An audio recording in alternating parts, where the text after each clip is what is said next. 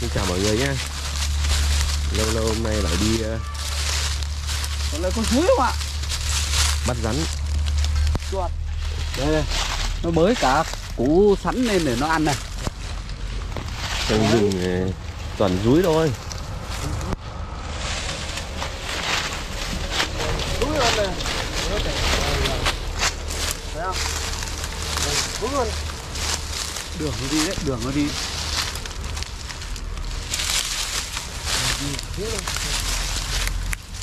Vượt sang đây này.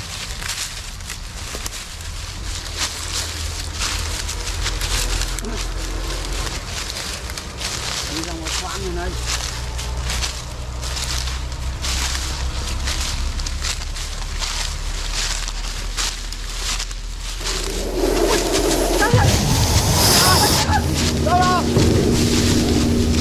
Con gì đấy? Đánh mày! Từ từ. Nó như nào đấy? Đấy.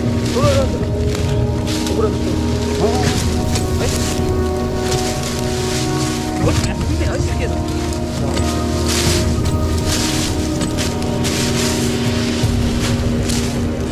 Ui, đấy, cái hàng đó đấy. Không, bình tĩnh để tôi phạt mất quả Vào phát hiện luôn.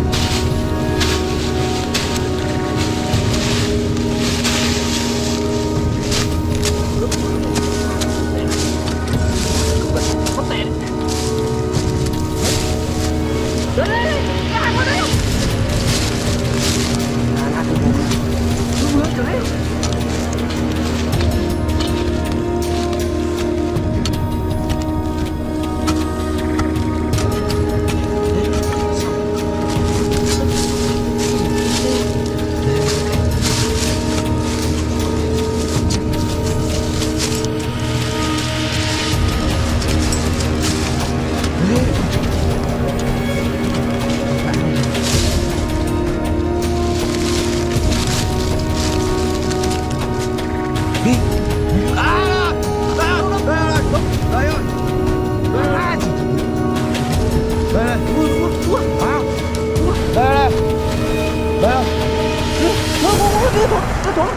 Nó chạy xuống từ kia lấy cái túi mình đấy. Lấy cái ấy đây, cái móc đây.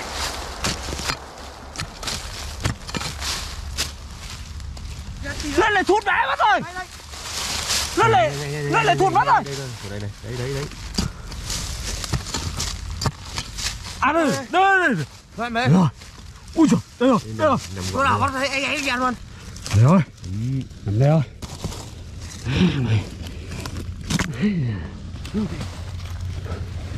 Đây. Tôi thấy nó lao nhanh thế rồi mẹ. Ai da. Nó này. Nó nằm đây này. Đấy. Ê. Ai da. Ui giời. Con này phải nói nó dài phải biết đấy. Đúng không ạ? Ê. Ai da. Ê, cái đầu lên đấy. Đầu đây. Đấy. Hai mồi gì đây? Ê. Nằm khoanh. Ai da, nó cuộn khoanh lên luôn. Vừa lao vào mẹ luôn. Đẹp thế như con này nhìn được như. Quá đẹp luôn. Ai da mà. Đơn đánh. Giống mây. Lâu mẹ nhìn thoáng phát thấy. Mẹ, làm nhanh thế. Rồi ra mùa hè nó bắt đi ăn rồi. Ở đầu đây.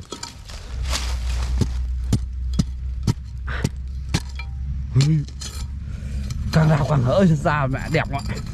Con này đấy, không? Đấy. Wow, con nó khoanh. Ai da. Đấy. Một con mà hai màu thế này à? Khả năng một con thôi. Này. Ai da.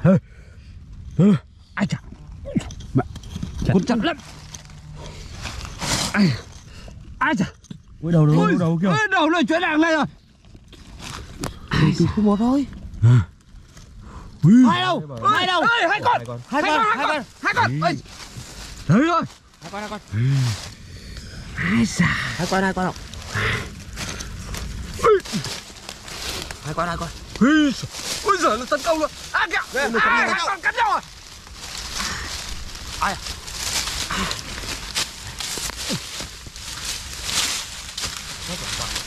Kia kia, con kia lao ra rồi. Ui hình như nhiều lắm. Ai sao? Ôi trời, trong con con. Cứ để đi. Ôi. Lao lại dùng mẹ, đến nhiều đấy à? Ui vẫn còn kìa. Trong ai hổ? Trong hang vẫn còn. Ôi. Con quay chưa? Con đi đấy.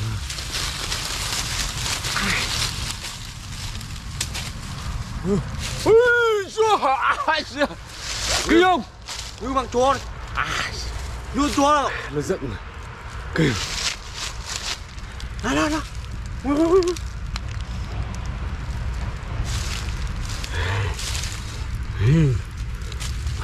Giận ai giời.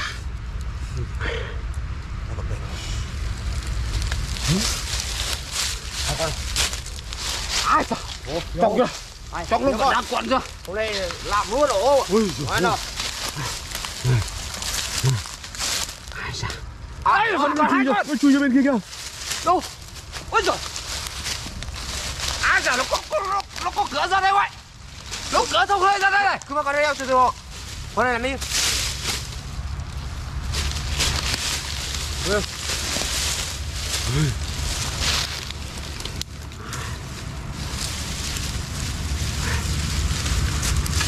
từ. Nào. Đưa túi.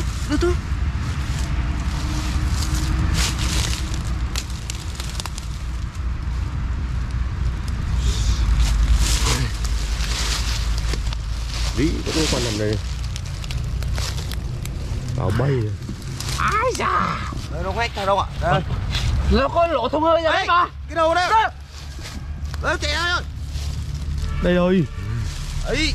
Này ra đây rồi. Con này đẹp xì. Ui. Loại lột thì bóng lắm, loại này lột con này. Quả này đang nằm trong hang này, nó chưa lột đâu. Chắc có một con lúc đầu tiên ra lột rồi. Nhìn kìa.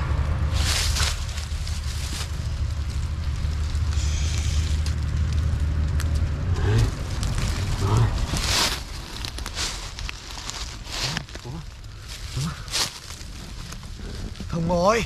Phải không? Không, mẹ sáng mẹ ra đấy rồi. Có nhìn thấy cây không? Kiểm tra lại đằng này xem. Lại đâu, vẫn còn hang. Mình nghe cái đây thôi.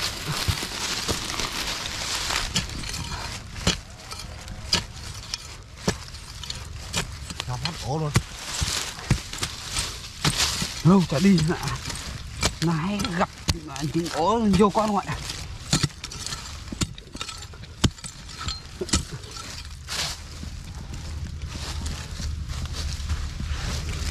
Đằng này.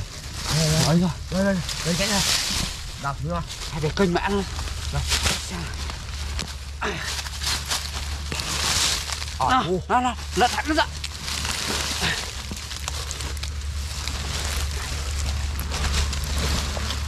Thấy không? Thấy coi. Anh thấy cái này. Đấy. Thứ nhất là cái đường nó không hơi được, của lẽ nó đi lên đấy.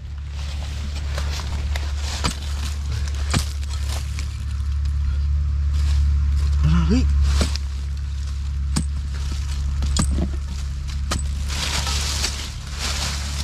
Tung à? Đây là tung à? Hết đã rồi. Hết rồi. Tung à? Cho.